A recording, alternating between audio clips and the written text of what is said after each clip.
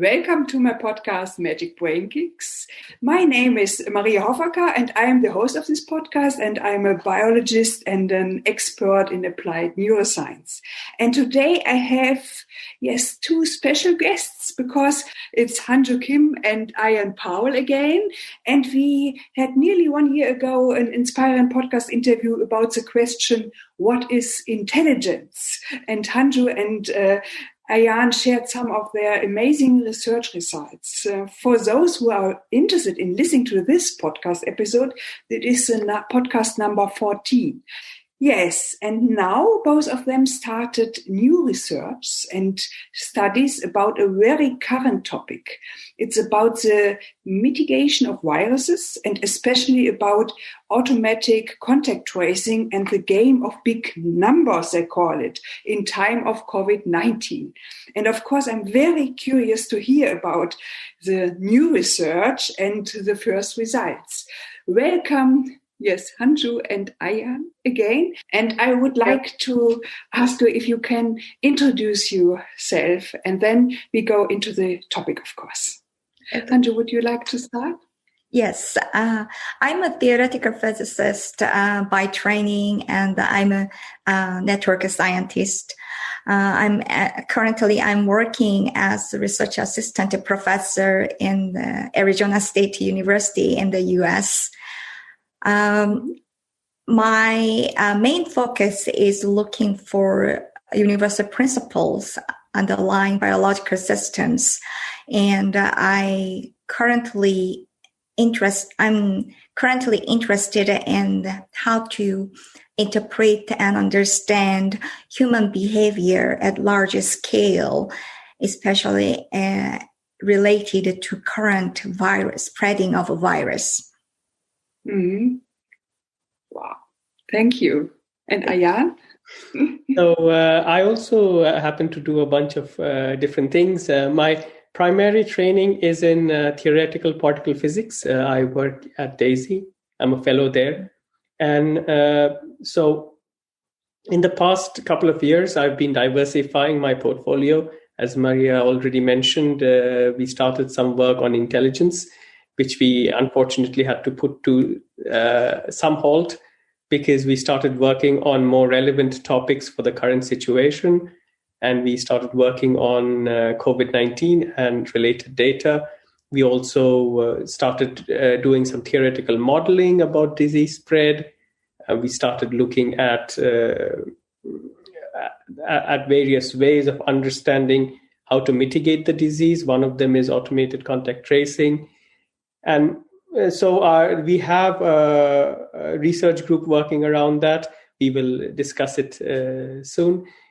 And in addition, I also started looking into making an app which will be used for COVID-19 mitigation, which is supported by DESY. And we are now building the app, and we are finalizing its rollout for March. Wow, sounds totally interesting. And of course, I want to learn more because everybody, we are all, in this pandemic, and we all look not to get or this wonderful virus, wonderful in, of course, not so really.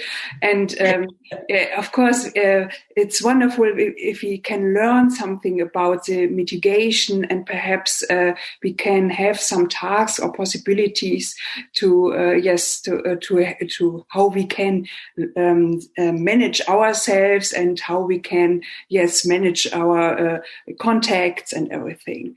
Could you say how you start with this new research? What was the motivation, and what was the beginning of this research? So let's say around March or so, Hyunju and I, we were discussing what could be done.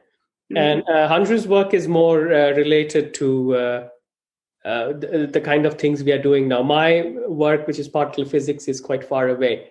So she basically had more of the expertise than I did on how to do all of these.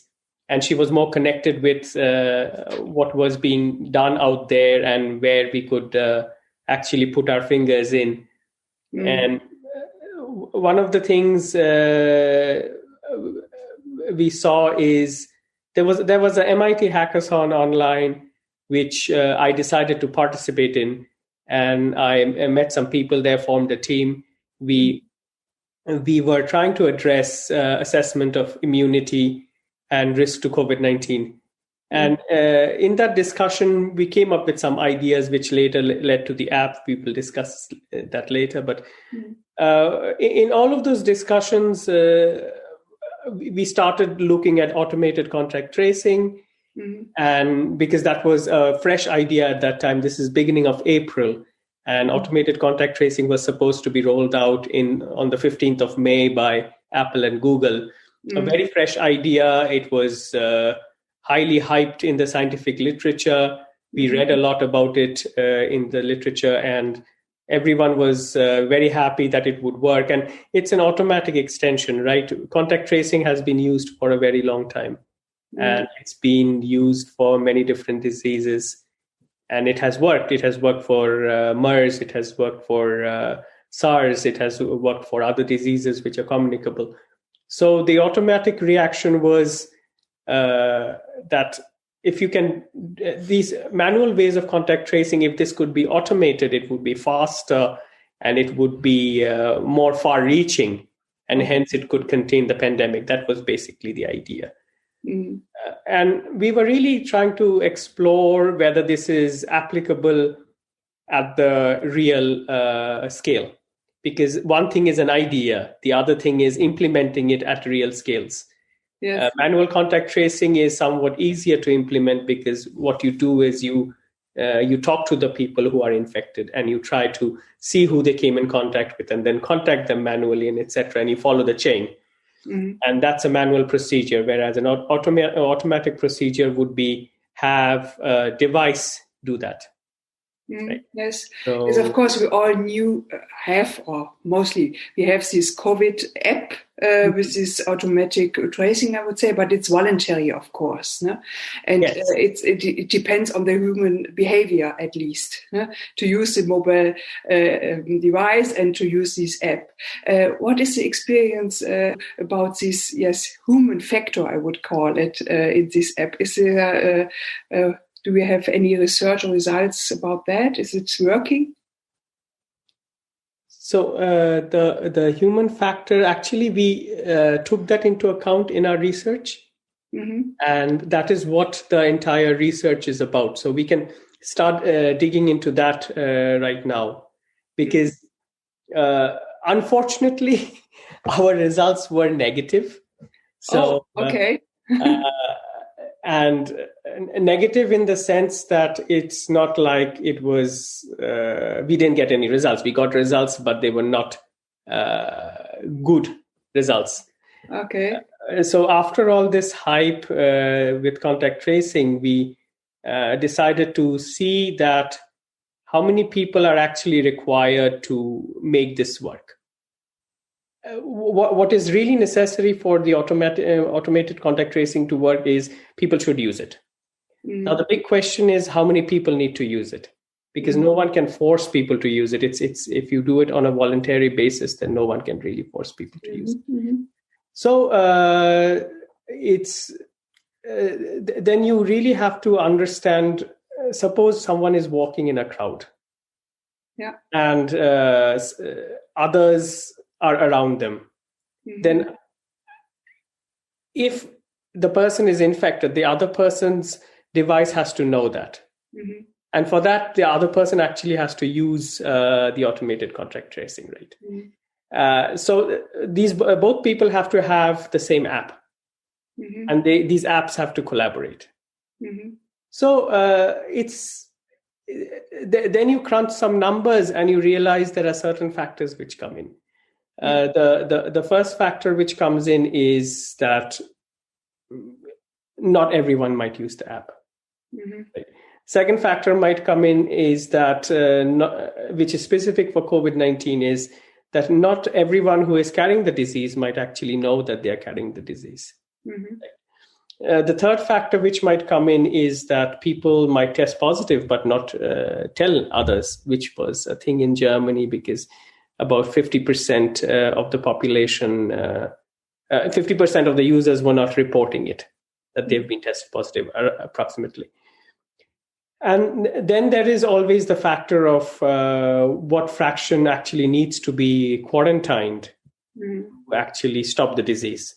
And that's a very large number in COVID-19 because it's so contagious.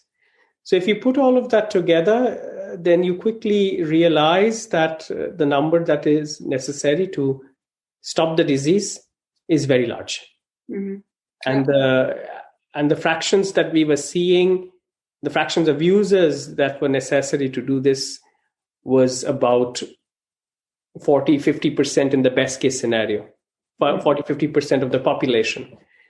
And maybe even more, 60%, 70%, depending on how many people were actually reporting it, etc. And if you look at these numbers, then it becomes obvious that at the real scale, it is very difficult to implement this. Okay. Right? Because if you look at the number of cell phone users, it's about 80% in the United States, about 70% in Germany, smartphone users. And that is, and expecting that almost all of them use this app is a no-go. He also showed that it actually scales as the square of the number of users or fraction of users, which means that if 16% use it, only 4% will be traced. So it's a big difference. Yes. Okay. So, and since there is this scaling by the square, you really need a large number to actually cover how many you try to trace. And the thing about our formalism is we made it in a very simple manner. We didn't do any complicated modeling. This was just a statistical analysis, depending on probabilities. And really, it was kind of, it was a very quick analysis, true, but it was also something which got validated very quickly. Because we, in May, June, July, and in the subsequent months, many countries actually released contact tracing apps. And it was clearly seen that it wasn't really adopted so well, right? And since it wasn't adopted so well, not many people were warned. And just from the numbers, you can understand that the scaling rules apply. And that is what actually killed automated contact tracing. If it was not voluntary, maybe not. It would still live. Oh, I see. Okay. So that sounds, of course, not so good. And do you find any solutions for that? Is there possible to add some HI or medicine literature or something to the app, or is it the other way around, that you have to take in account that it is an app that everybody has to use or something like that? Well, it can work. Like in South Korea, in countries like South Korea, contact tracing worked quite well. But the point is that in South Korea, it's not really automated contact tracing. It's a mixture of automated contact tracing and manual contact tracing. And that too combined with the mandatory participation. And in the case of South Korea and a few other countries in Asia where the contact tracing worked really well in the beginning of this pandemic, they used many other automated data, not automated contact tracing, including CCTV footage and GPS information, credit card information. And this might be considered too much private privacy encroaching in some other societies. Yeah, that is why automated contact tracing is really highlighted as a substitute in the other societies, so where this privacy is really more valued. So to make the automated contact tracing, it's not just a technological problem. We need really policy changing. We need really changes in policy and changes in the people's perception and more agreement about how much we can share for the community health. Yeah. And what is the limit, and what is how much we need to protect our private privacy, because in the countries where this mandatory contact tracing is used, they also have the policies and the laws to protect the privacy, even though sharing some information is mandatory. Mm-hmm. Okay, it's mandatory and working, and of course it's better at the end for the health of everyone, so that you have a mandatory side on the one hand, but also some protection for the personal data. Is this right? Did I understand it right? Yes. So that's my opinion. That we need really support from the policy and the community agreement. Okay. And then it's working, it's of course a good instrument so that the virus cannot spread like it does in January, for example, here in Europe. Yes? Yes, it's... automated contact tracing can be made to work if certain issues are addressed. Hopefully there won't be another pandemic anytime soon once this is over. But suppose in the future we need this technology again. It can work. There are many ways of actually protecting user data and not trying to distribute it, or making systems which are inherently encrypted and do not require centralization. And these are considerations that should be taken into account. And if these are taken into account, if the device itself is made more accessible, a smartphone, okay, it's a smartphone, but you have to keep your Bluetooth on, which means it is consuming battery and etc. Whereas micro Bluetooth chips, which consume much less battery, which can just be dropped into your pocket or carried around with you in your, let's say, wallet or something. These things can later come into play as electronic devices get smaller and smaller. And these can actually help in decentralizing automated contact tracing and making it privacy safe for everyone while helping the society. And as Hyunju said, it's also a mindset change that is necessary, because most of us have never gone through such a serious pandemic. Yeah. But as we see what damages it does, many people are willing to make changes in their lifestyle. And this might ultimately contribute to such methods actually working. Yeah, okay.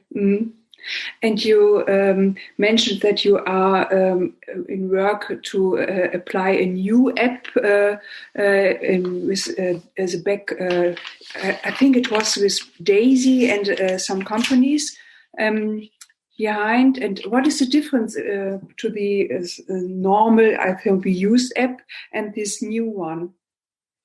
So we realized that contact tracing won't really work. Yeah. However, what always works is if you give people information in a way that they are allowed to choose what they want to absorb, they tend to educate themselves. And then they know better, they can make better decisions.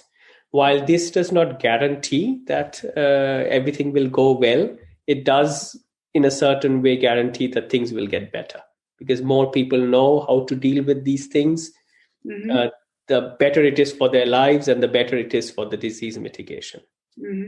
So we started working on a concept where we would deliver information to the users. We would tell them that if they go to certain places, there are higher risks. If they go out very often, there are higher risks. These are things that people already know. However, seeing it on the app is somewhat different. Like, you know what the weather is like outside. You look outside and it's fine. But you still have an app which tells you the temperature so that you get some kind of a measure of what it is, right? So if we could provide a measure of how much risk people are taking, that could be something that people could relate to. And that could be something which would inform them whether what they're doing is good or bad, or just like you decide whether to wear a jacket, you could decide, okay, today I will not go to the restaurants because the risks seem to be high. And this is what we are trying to deliver with this app, using some predictive algorithms based on AI and using medical data from medical literature. There's a lot of medical literature now that requires curation. And we also use user data, but we are adopting a federated model for computation, in which case all the computation for the user data is done on the phone.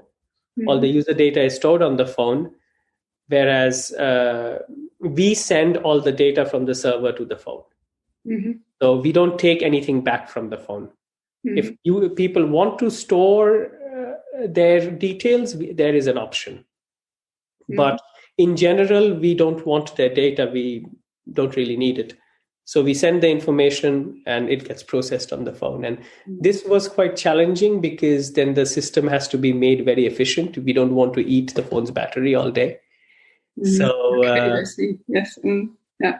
So it is an education app, and something like, I want to go, for example, in the grocery store, there is my risk is, I would say 40% perhaps. And now I go for a walk in a forest or something, then it is 10 or 5 or something like that.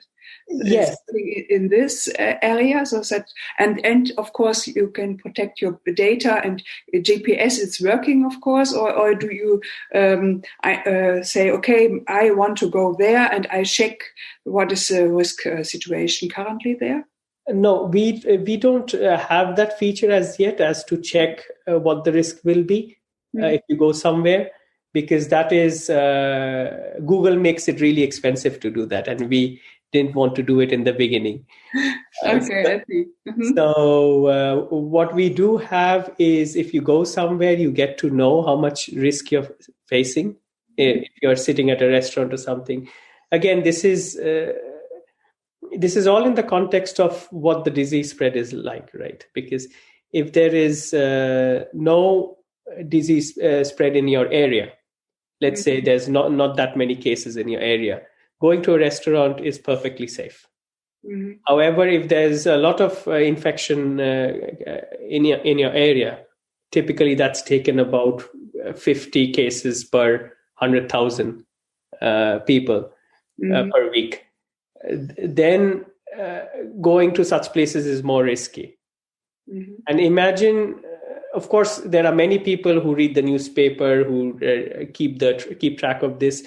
But if you have such information in your hands telling you that, look, the risks are going up higher in your area, we do have charts and plots which show how the risk is going to be in the next 7 days. in your area. And if you get all of these information, then you can act upon it. You can decide what to do. You can plan or cancel a visit to your, let's say, family who's living in another city or things like that. It's just trying to give them extra information. Mm-hmm. Yeah, it sounds good. And the data for this information you have already, or is it continuing databases because of everybody is learning through this pandemic? No? We are, of course, knew more than 1 year ago, but of course we all have, some spaces where we don't know how the virus is working or how he mutate or something like that. Mm-hmm. Therefore, you continue collecting data? So there's reliable sources of public data on how the disease is spreading. One is, of course, the RKI has its database. Then the Johns Hopkins University collects data for the United States. Mm-hmm. And we are covering only Germany and United States for now. Mm-hmm. So, and we can use that data, and that is how we predict what the disease spread is going to be like. Mm. And secondly, that is a constant data stream. The second part is medical literature, and that keeps changing. Mm-hmm. Because if you're of a certain age with a certain underlying condition, you have a certain amount of risk. Mm. And these numbers are evolving as the disease progresses, or a different strain might come. And that different strain might start affecting the younger people too. And then their risks go up. So these have to be continuously kept track of. Mm-hmm. And these are things that we can change. And we have built the system such that these changes can be made very quickly and deployed very quickly. Mm-hmm. So if today I get a new number, by tomorrow morning, it's on your phone. So it's not like we have to wait for an update in another 2 weeks no, we didn't go into that route. It gets deployed immediately. Okay. Mm-hmm. Yeah. So that's basically how we want to keep people informed. Mm-hmm. Yeah, that sounds good. And of course, many people are scared. And then when they have data or be more informed, then it's perhaps possible, although on the psychological way or to have a different mindset, no? Mm-hmm. to handle this pandemic, because it's very hard for everybody we know to handle all these circumstances. In this pandemic. What do you think is the most helpful things? Depending on your research, what would help people the most? The change mindset, this contact tracing, or be informed, or what do you suggest? What is or when you have to give an advice for the normal people?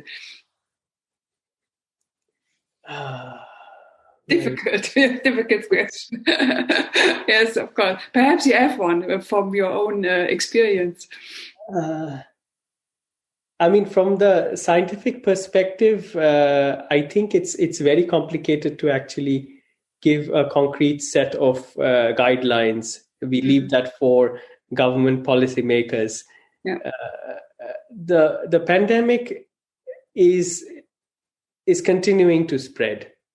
And there hasn't been anything that has been effective against it other than closing down economies. And that has affected everyone. Yeah. Whether it be because you cannot go out, whether it be for some other reason, for people losing jobs, etc. So that is another area of research we are exploring. Hyunju's expertise is networks modeling. So bless you. Thank you. Bless you. And that's another field we can explore as to see how the disease can be slowed down without affecting the economy so much. Because what we saw last year was essentially a knee-jerk reaction, where everything was suddenly closed down and then things were opened up again suddenly, and there was no coordination or there was no reason why things were being done. People were just guessing it. Mm-hmm. Mm-hmm. And so we are working on another project where we are looking at how this can be done better and how this can be coordinated so that while we are slowing down the disease spread, the economy doesn't get affected so badly. It's not an easy work, and many people are trying to understand this. And the biggest problem is that no one really has thought about these things before. Mm. And so even data about these things are not so freely available.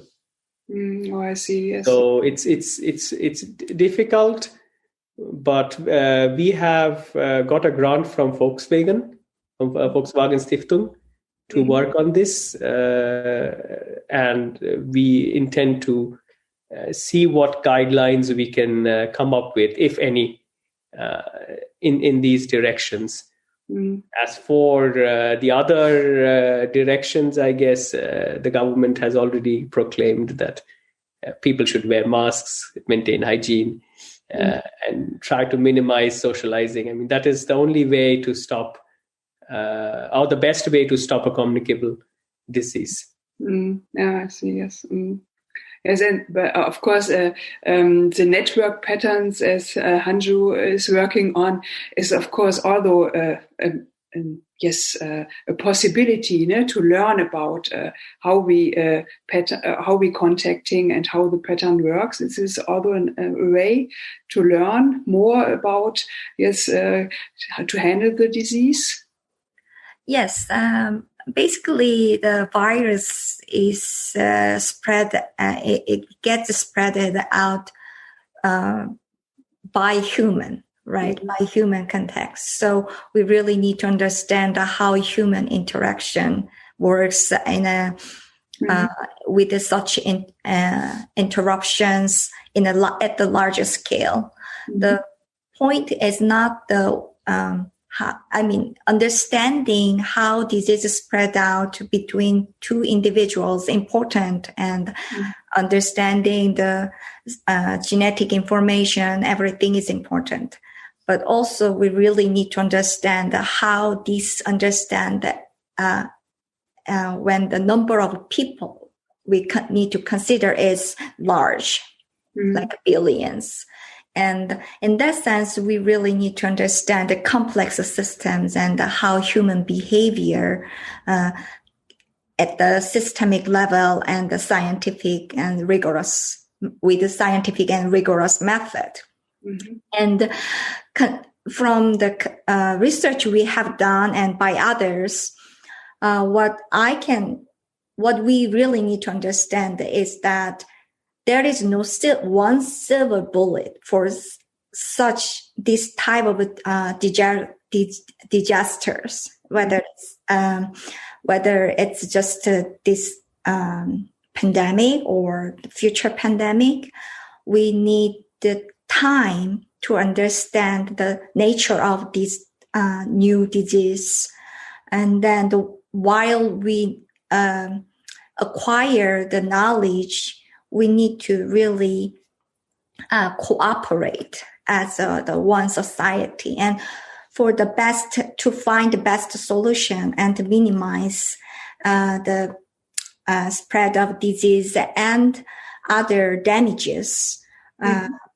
Then we need to do so. We need to find the optimum solution.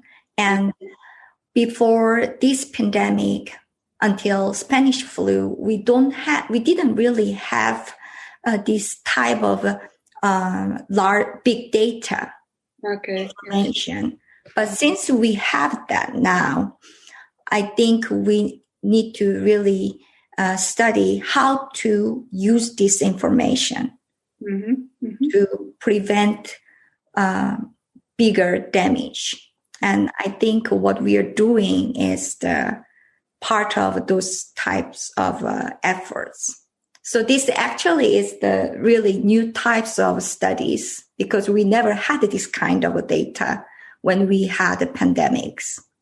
Okay. Therefore, the pandemic is first is offering this data. It's a little bit paradoxal, but it is first time that we have or we can get this one. Also about the patterns, about communication, and yes, of course, a factor of how we as humans interact and communicate, and then of course spread. Because all this was not.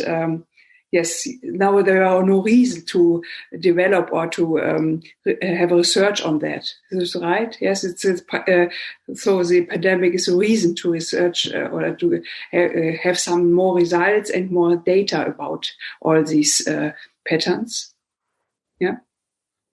Yes, in a way that's true. The thing is, before this pandemic happened. Anyone could have modeled this in any way they wanted, but there would be no validation of whether their modeling is correct or not. Now that we have the data, we can actually validate models. I mean, there's a difference between imagination and reality.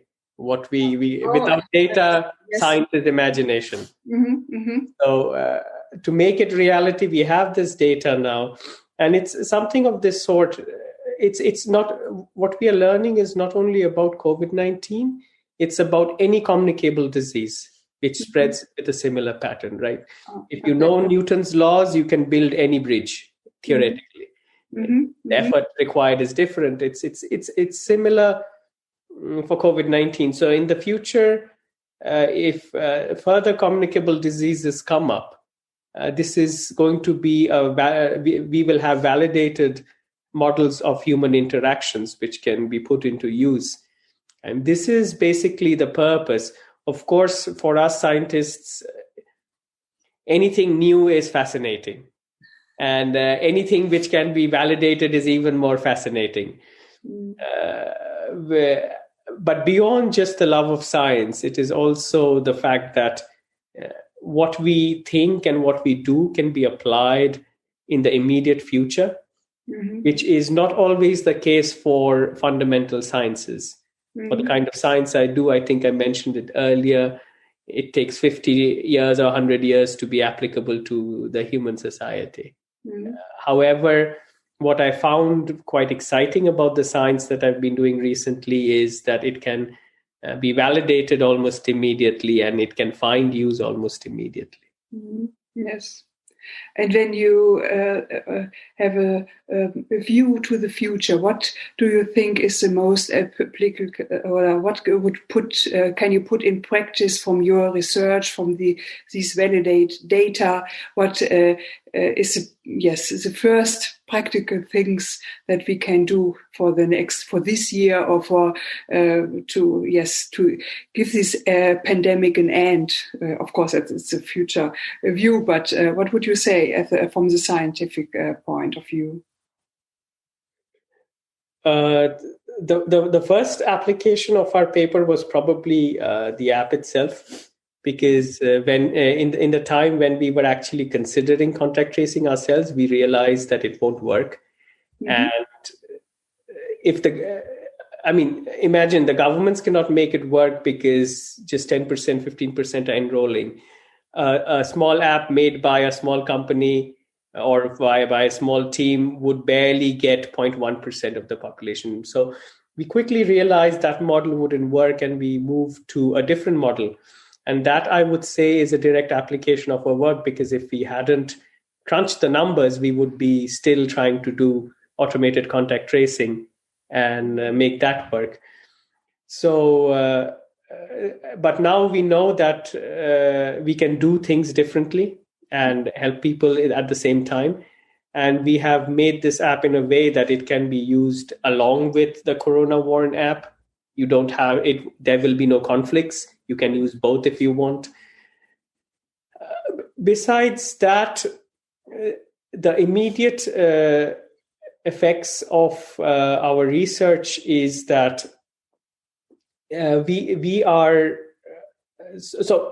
there is another work which I had completed with some other collaborators, which highlighted the socioeconomic disparities and how they are affecting the COVID-19 spread. And I see that as something which has immediate effects, because policymakers can actually read such things and understand where to make changes and how to make changes. And we try to write the paper in that manner. In addition, we are trying to work on a model for assessment of immunity based on mobility. We haven't finished that work yet, but that's one of the projects we proposed to Volkswagen. And since the vaccination started, I think incorporating that information to that model will make really useful information for public in the future. Yes, because there are rough estimates as to how many need to be vaccinated. But if you do a very detailed mobility-based analysis on how many people are coming in contact with how many others, and you basically understand human mobility, as Hyunju mentioned before. You can also understand what is the minimum threshold of vaccination, because right now, even if there are variants, it seems like the vaccines will work, although there is claims that in one variant it doesn't work so well. But it is not unexpected that there might be variants for which the vaccine won't work. And if this starts becoming something seasonal like the flu, then it has to be understood as to how quickly you have to vaccinate how many people. And vaccinating 25% is very different from vaccinating 40%, the time necessity for it. And this might actually be the difference between having to shut things down and not having to shut things down. And these are the thresholds that we are looking for. Of course, science translated into reality is always with a little bit of error bars. But if we have ballpark numbers, that can be perfected later. Yeah, I mean, the threshold to get the to achieve a herd immunity is already known, but what we are looking for is more accurate, depending on the situation and the areas. Like a county, we will combine this study with. We will combine the population study and other informations to understand that, and we assume that will vary depending on the purpose of the activity. Like for travel, the threshold will be different, and international travel also will be different, or other type of services or opening restaurant. The threshold might be different in different countries, and like variations in cities and small towns or villages.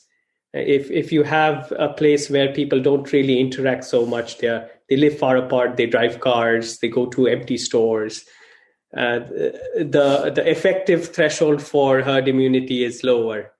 Whereas in a city where everyone's crossing everyone's path, it is typically much higher in such a case. And saying that the herd immunity is 70% for the whole country is glossing over all of these details. Right. So maybe you should channel more vaccines in a certain area than another area. So these studies need to be made if this becomes seasonal, because that is going to determine a lot of the logistics for vaccine delivery. And I mean, if a strain is spreading, you don't want the vaccination to take 3 months instead of a month because you distributed it incorrectly. Oh, I see. Yes. So the distribution for the vaccines is also one possible result of these studies. Yes, right. Of course. Wow, cool. Yes, that sounds really hopeful. And of course, big new knowledge is now possible and on the way. And I thank you so much for sharing these results and information. us, and have good luck, of course, and stay healthy. And perhaps when next year we have another interview, perhaps to another topic or a possible new result for intelligence or whatever. Thank you so much for this interview, and stay healthy. And I say goodbye. Thank you. Thank you. Bye.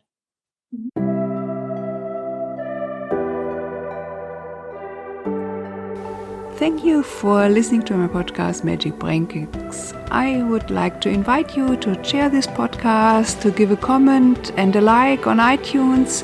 And if you want more information, please visit my website under drmariahovaker.com. Hope I will hear you soon, and kick your brain, and goodbye.